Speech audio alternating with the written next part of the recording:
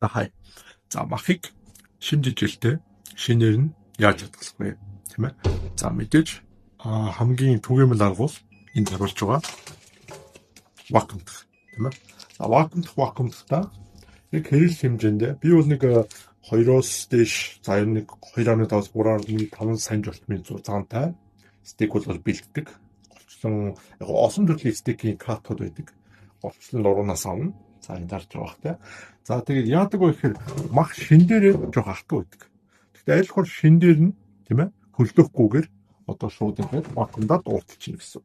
За энэ уутан дотор байхдаа 7-оос 2-7 хоног 0-оос 2 градусд хадгална. Аль хол зориултын хөрөгч байвсаа энэ бол одоо ингээд зориулсан cool fresh box гэж байгаа.